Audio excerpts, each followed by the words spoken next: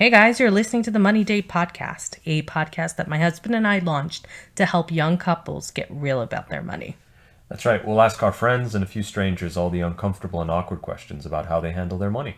All the gory details, and hopefully a few tips and tricks along the way that you can pick up and use in your own relationship.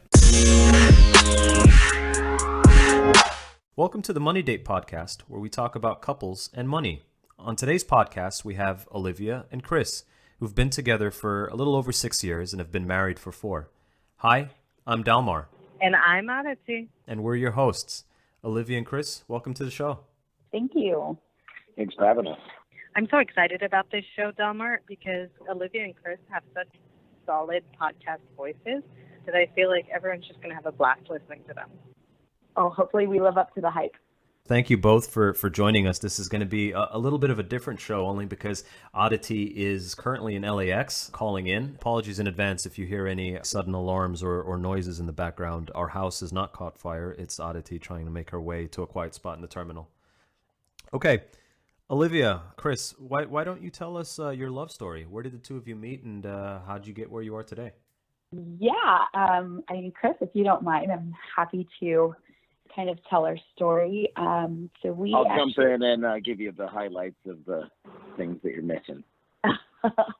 So we actually met, we were both working at the same company about 7 years ago is when we actually met. We were both playing on the soccer team, our company soccer team, and we both just started chatting. I was probably putting shin guards on. He came over, started talking to me. We started talking about running. Turns out we were both going to run the Oakland Marathon. So we kind of kept in touch that way. Both ran the marathon. Weren't really... She's skipping a small detail in there. I actually signed up for the marathon because she told me she was running it. So. Good move. So we ran the marathon, checked in with each other after the day after. He told me his time that he finished in, which was pretty good. So my response to his really good time was, "Oh, my hero." So I think he pretty much figured he had an in right there. So about 6 months after that, we, maintained a friendship. We talked a lot about running. He let me borrow a book. We would kind of see each other in the hallways. He would sometimes ignore me when... Sounds a little like high school, huh? Except I did a much better job on this one than I ever did in high school by far. So about 6 months after the marathon, he added me on Facebook. Was kind of scrolling around because I remembered when we introduced ourselves that he had mentioned a girlfriend. So I started, doing my due diligence as, us women like to do on Facebook with our crushes. I started scrolling through and seeing what was the status on the girlfriend and noticed there were no pictures there. So I was like, oh, this is pretty cool. So about a week after I accepted this friendship, he Facebook messaged me. I immediately responded, interested in hanging out. We ended up going to dinner that night, and I was really nervous because I didn't know if it was a date. I didn't know if it was two coworkers grabbing a drink or dinner. So I believe one of the first things I asked when I sat down was, "Is this a date?" Good question. And he said yes.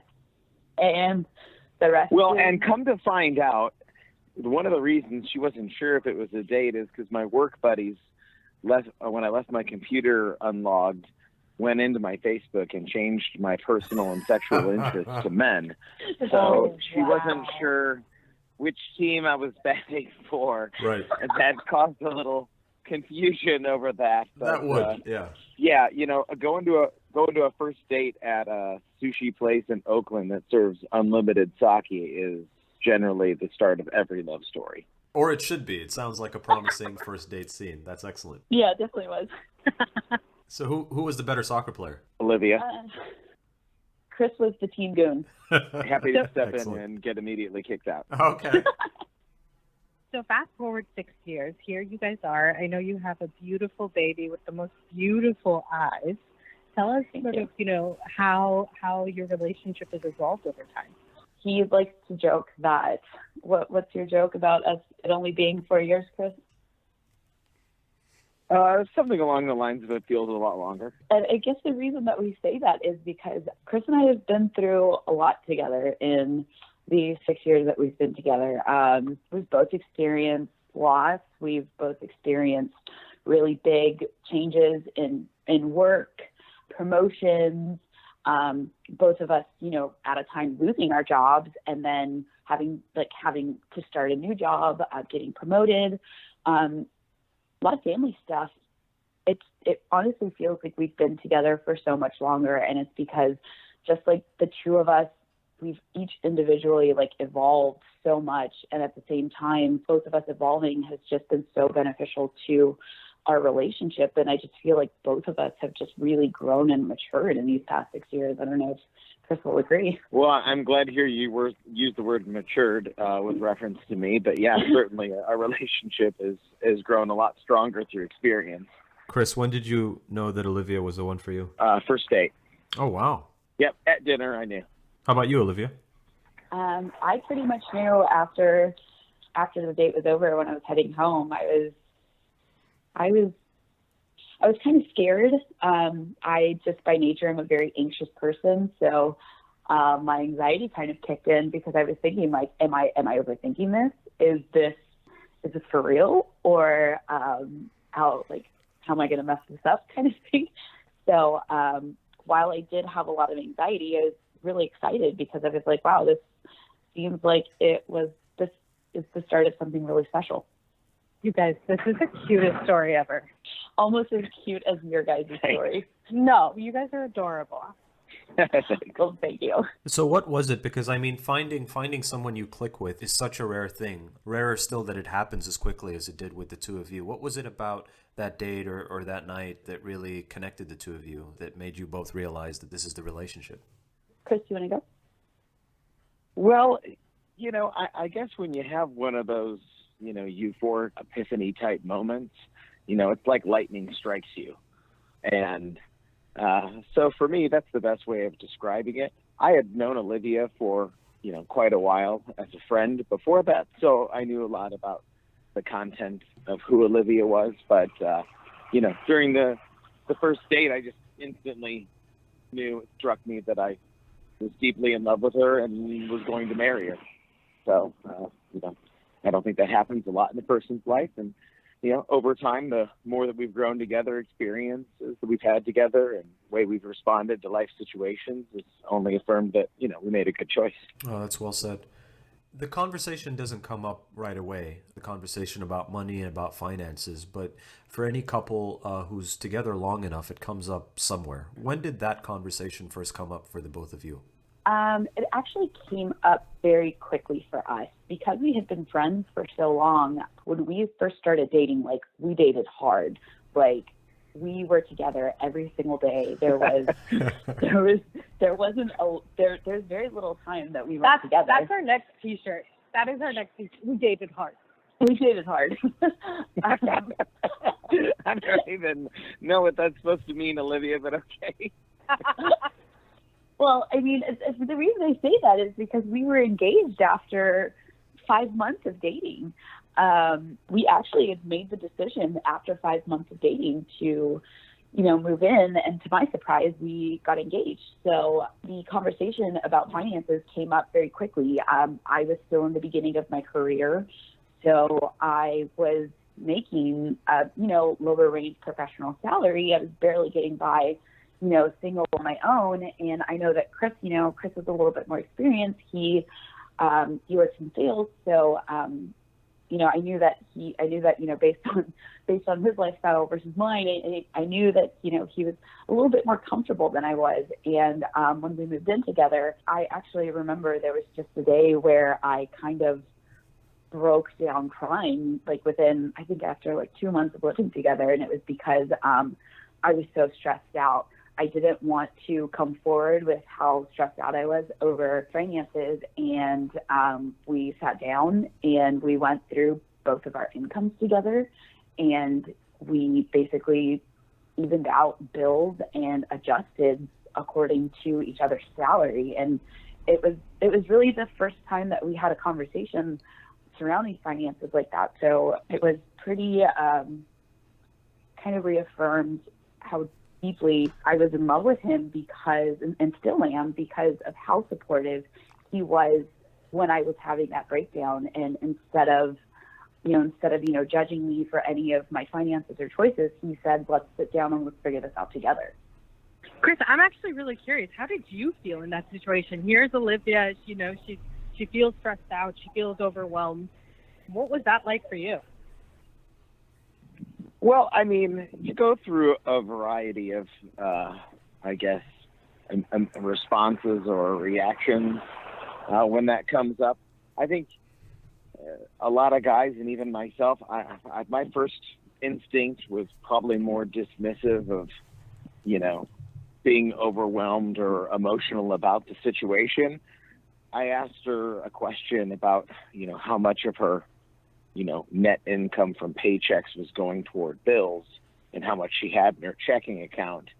And when I learned how little she had week over week or leading up to a paycheck in her checking account, for me, I mean, as her, husband would be, I didn't feel comfortable with my wife being stressed out about, my paycheck needs to hit at midnight or I could potentially overdraft my account when I don't have that same situation. And I just honestly didn't know she was, for lack of a better term, riding that dirty every other Thursday.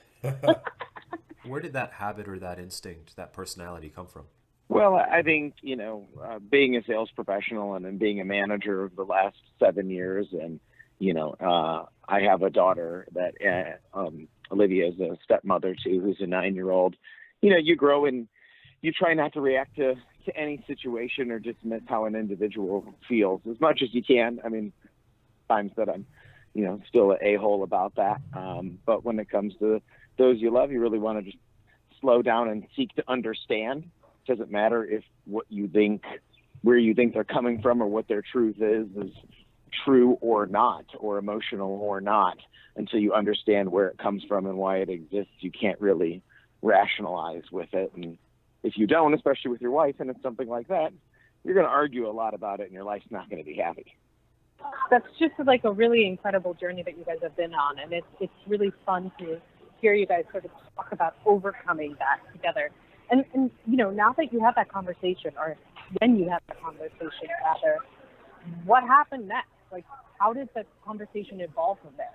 We were a lot more open with each other about our finances afterwards. And we started planning our wedding. And I don't know how big of a wedding you guys planned, but planning a wedding really takes a toll on your relationship, because just families being involved in finances, and it gets really, really stressful. And planning that wedding really tested, a lot about us, a lot about the way we feel about more my family than his, because mine was more opinionated.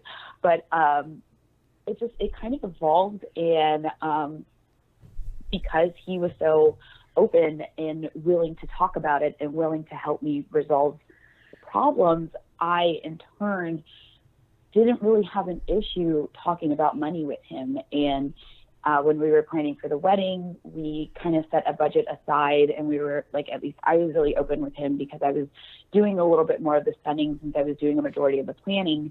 I was really open with him about how much we needed and when, opened up to him about, how much my family was putting in, and that kind of thing. So that conversation definitely made me a lot more comfortable being open about that kind of conversation. I grew up with my mom, telling me, like, be independent. You don't need a man. So I kind of had that mentality, going into the relationship, like, oh my gosh, like, I don't want to feel like I'm depending on a man, but it's kind of, turning into more of a partnership and us working together rather than me having this independent mentality. So I'm actually really curious about that. And Delmar, chime in if you have questions too. But Chris, you were in a previous relationship. You had a child in that relationship. Olivia, you were coming from a background where, your mom was like, be that independent woman. How did that affect how you guys decided to merge your finances? I mean, we just kind of merged them, together as one. And that's, after that conversation, that's where that's where it went. I mean, I don't know, Chris, what do you think? Yeah, I think because of Olivia's upbringing and my, being 5 years older than her, I have a child. Like right when we moved in together, I was actually closing on purchasing our first home. So, I think both of us came from, even though her being earlier in career and younger than me, and me older and having a little bit more, job experience, we came in with wanting to maintain some level of autonomy in our finances, not to hide stuff, but just because, like, I don't want to have the conversation with my wife about why I went to Phil's 5 or 6 times this week. Like, and she doesn't want me asking about why she went and got, a Vitality Bowl 3 times for a snack or whatever it is. Like, and, I think it's okay to like have that bit of like autonomy, freedom, flexibility, and trust. And, as long as you set some basic parameters around that, it's an okay thing. But that was the point of contention, and still is a little bit for us, because we like that autonomy. And as your bills grow and your income grows, that can get pretty tricky. So do you guys put everything into one account? Oh, go ahead, Vic. Sorry, you asked that question. No, it's fine. Go ahead. Just repeat it again, just because we spoke over each other. You ask it because I'm in the Shake Shack line and I'm like obsessed right now. You're in the Shake Shack line. Excellent. Okay. So happy. I think the question Aditi was trying to ask before being swayed by Shake Shack milkshakes, she wouldn't be the first person to be, is how do you split your finances? You talked a little bit about reserving something for sort of autonomous spending. It's not part of maybe a joint account. But tell us about how you share your finances and how you came to this current setup that you have today. We actually got married through the Catholic Church, and there's actually a very lengthy process of the engagement that you need to really be heavily involved in the Catholic Church. And part of it was us going on this 2-day retreat together. We went, and there was a lot of engaged couples there. They really opened up a lot of conversations that they felt that we needed to have. And finances was a big part of that. So we actually sat down in a room one day, and all couples had to write down how much money they have, how much debt they have, those types of things. And then we switched off and, figure it out. And then we had the conversation from there. And we talked a little bit about it after this retreat. And we both decided that we both want to still maintain our own checking account. After we got married, we opened up a joint savings account. And I believe we have one joint banking account where we pay for a credit card that we both have together. And then in addition to that, we both have our separate checking accounts. Olivia, we were talking some weeks back during lunch, and you told me about the role that the Catholic Church or the church had in helping you form your thoughts around finances. How much, other than sort of opening up about some of this stuff, did it change the way that you shared or managed your money beforehand? I think that having to have those honest conversations with each other about not only what we currently have in our bank account, but I think being honest with him about my debt was a big eye opener for me, because I graduated college, I put myself through college, and with that came student loans. And for me, there was this kind of sense of embarrassment behind it. Not only was I making significantly less than him, I also had this debt of student loans that I didn't know how to bring up to him. And it kind of made me uncomfortable because I didn't know how I wanted to bring it up. And when we were forced to put that out there in the Catholic, engaged encounter weekend we had, I kind of felt this sense of relief, because I was like, I don't have anything that I'm hiding from him right now. Like, this is me, like he's accepting me, and he's accepting my debt. And I appreciated it so much, because I was so embarrassed, and it was a relief. Right. And you mentioned this being sort of a 2-day retreat that other couples went on. How open were you about sharing sort of the information with the other people there? Or was this more sort of a private conversation that you and Chris were having amongst other couples who were also having their own private conversations? Yeah, they had a really good balance in the groups. The guys would break out all together. The girls would all break out together, have their own separate conversations, which in a few cases actually backfired on the guys, depending on what the topic was. But really, How so? oh God, well, the Catholic Church has some rather narrow views on pornography and sexuality. So when the girls started grilling the guys on how often, what exactly they're watching and when, it got really freaking awkward.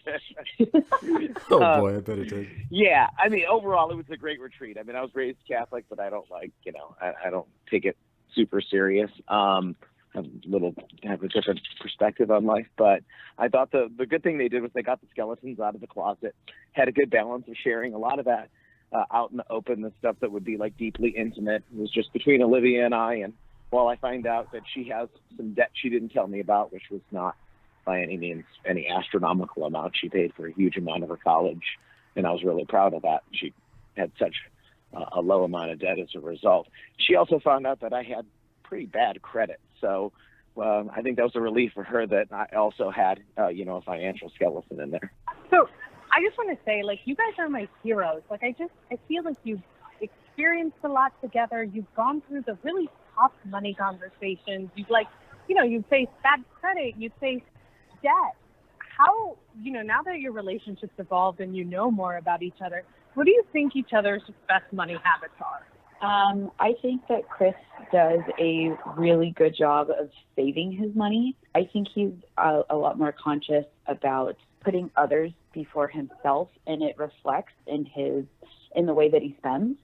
I don't know. I've just always had such an appreciation for how generous he is with others, not only me and my kids, but my family and, a lot of his friends as well. And I've always really admired that about him. And yeah, I mean, I don't know, Chris, what do you think?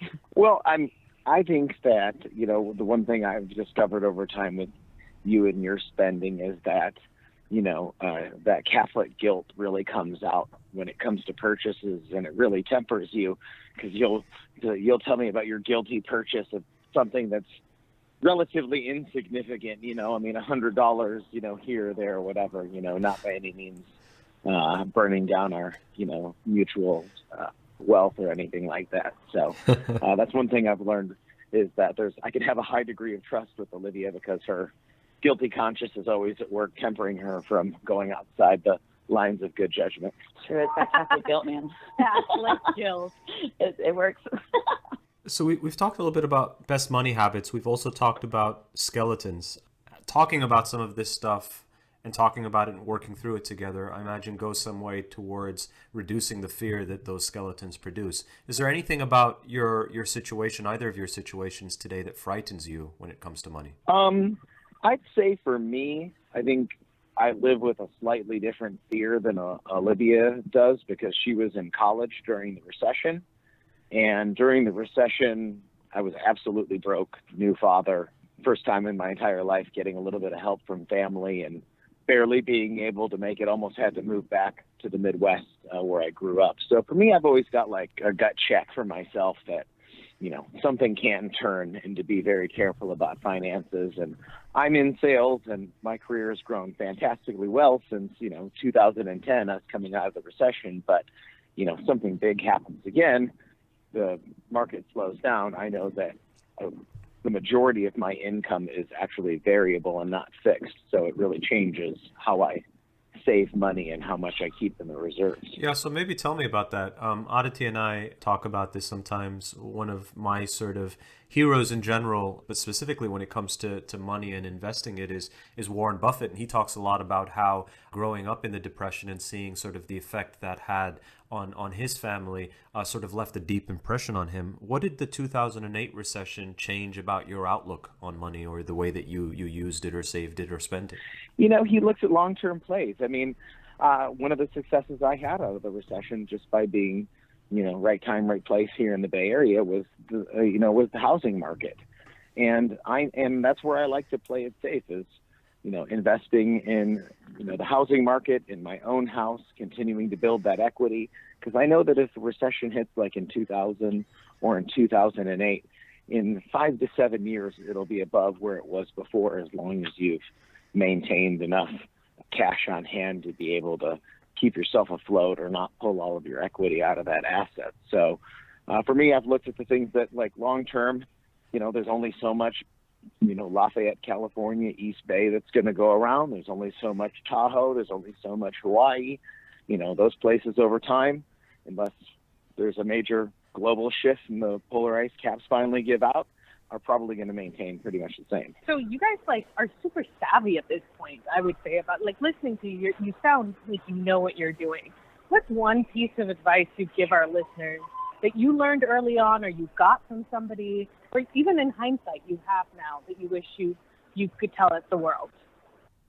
This is that platform, the millions of people listening. And don't worry, it's not millions yet. I think it was 50 some odd people on last counting for the last episode, so no pressure. Not yet, anyhow. Babe, you could have let me go with that. One day it'll be millions. Honestly, for me, the one thing that has really helped me maintain is balancing and budgeting and knowing how much you're going to put aside, whether it's into your own personal savings, your own 401k, giving yourself a buffer, and then really being conscious of, I have X amount of money for bills, I have X amount of money for play, being very careful about what we put on our credit cards. I monitor our credit cards almost daily. I am very nervous about going into debt. I still do have some of that student loan debt, and I'm just very conscious, and I'm just always aware of how much I'm spending. I'm always making a mental note of, if I spend $25 on this present, then I might have, X amount in my account. I never leave it so that I'm surprised when I log in and look at my bank account, because I really like to be, really on top of how much I have and where it is. Yeah. And, what I'll add to that just real briefly is know your limitations.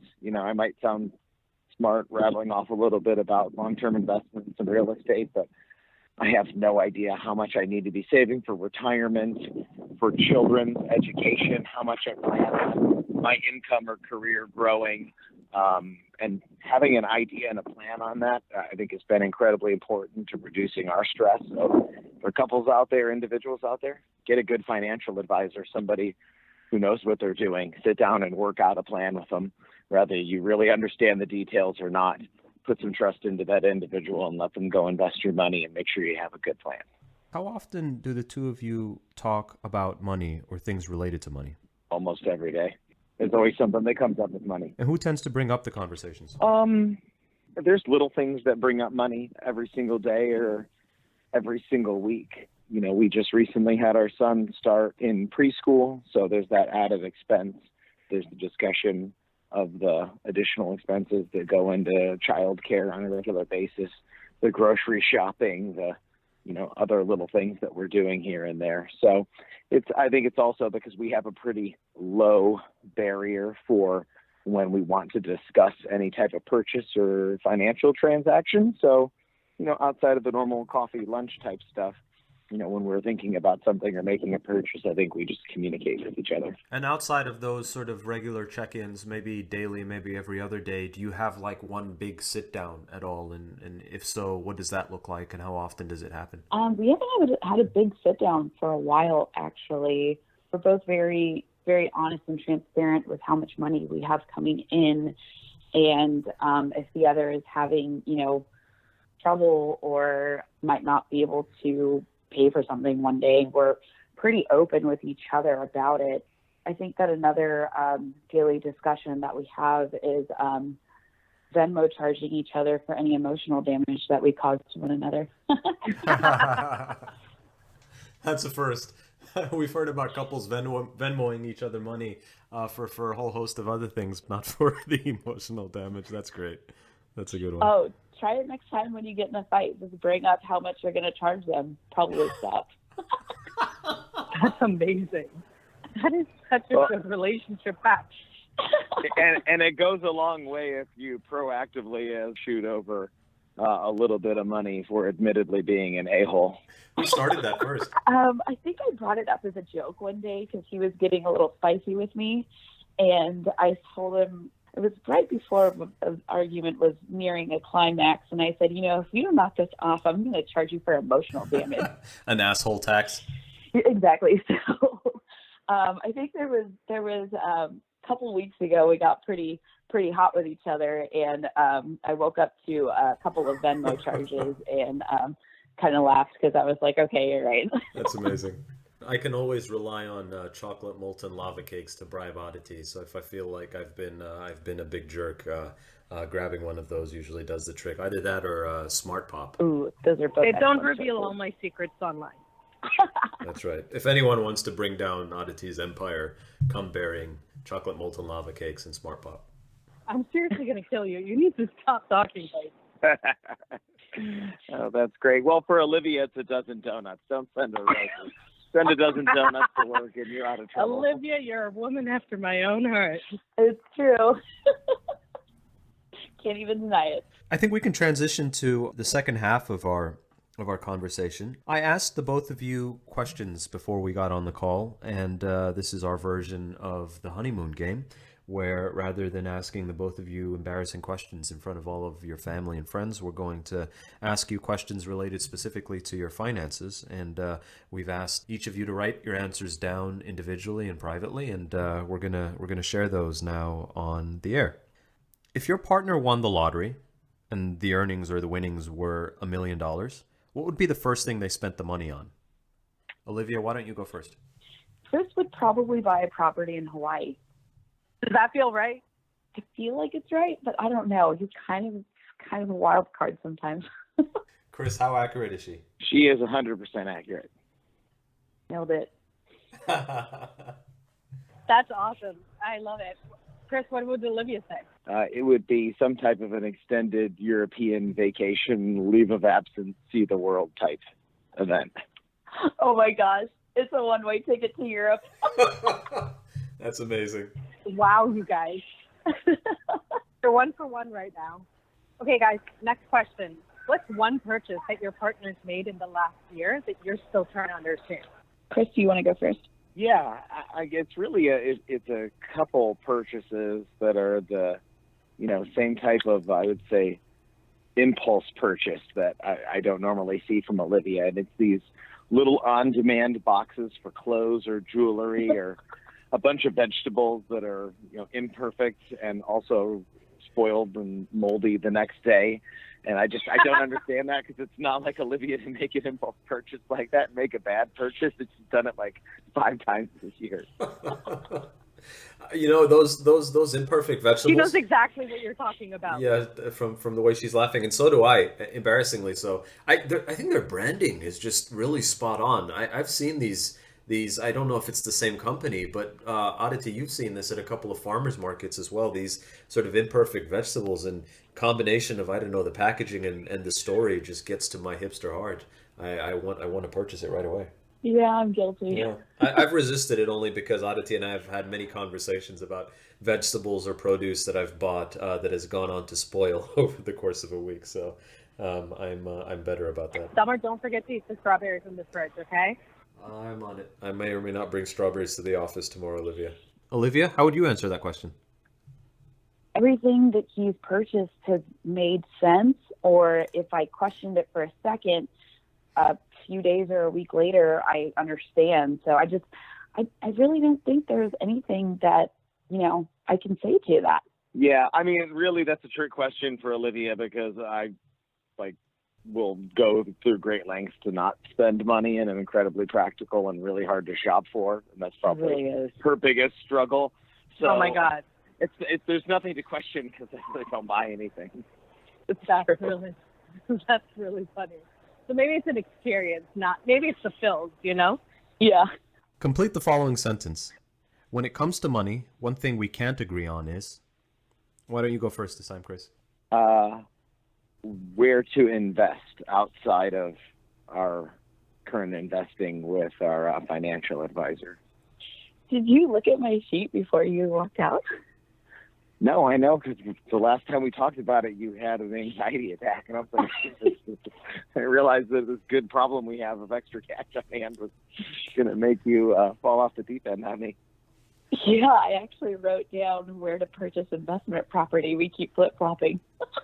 You two are in sync. Wait, but that's actually that's such a good one to bring up, Chris, because I feel like that is a hard one, because it's like you have an opportunity ahead of you and you can make a decision, and it's money that you've saved and really sort of have an ability to help grow your wealth. It's a tricky conversation.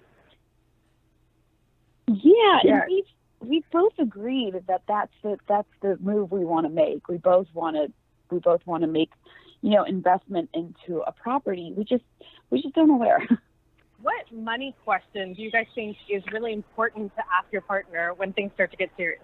In that question, you mean when a relationship is starting to get serious? Yeah. Or? Yeah. Okay. Okay. That's what I assumed. I just want to make sure. I brought it back to kind of, what Chris and I talked about at our engaged encounter. How much debt do you have, or or how much, savings, if any? Not too much different. I really did go back to the same experience that we had in our offsite with the other engaged couples, and it's what percentage of your net income goes to bills monthly. Wow, guys, if you were playing the actual honeymoon game, you'd win. Also, I just saw a guy walk out of the men's restroom with a Shiba Inu. Nice. LA. Okay, Dizzy, last question. What's your spending number? Let's start with you, Olivia. I said anything over 1,000, which I know seems steep, but I mean, Chris and I really don't make.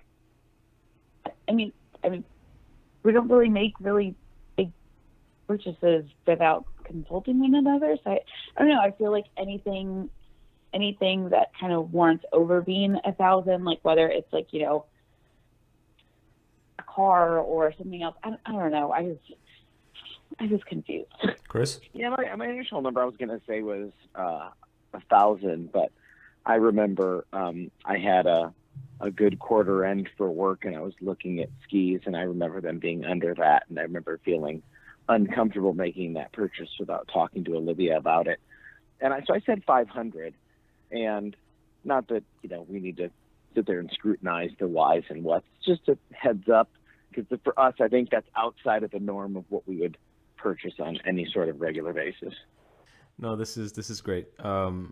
Thank you, Olivia. Thank you, Chris. I really enjoyed the conversation tonight. Aditi, I think we made it work. You're calling in from LAX, and to be honest, the sound and the audio was coming in much clearer than I thought it would. Always happy to, do something, especially when it involves you guys, and it sounds like this is going to be great. You guys are just absolutely awesome. Not only do your voices just so well suited to radio, but it's so fun to hear your story. I love the level of sort of variety in your experiences, and the difference between the two of you too. I mean, it clearly works, and it's really fun to talk to folks like you who've faced it all and figured it out and are in a really good place now. And you are insanely cute. Well, thank you, and be sure to tune into our 3 a.m. weekday show.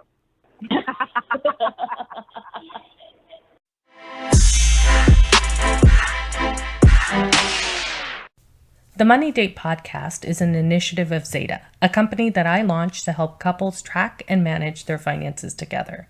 If you're inspired by what you heard on this show, you can learn more at zetahelp.com.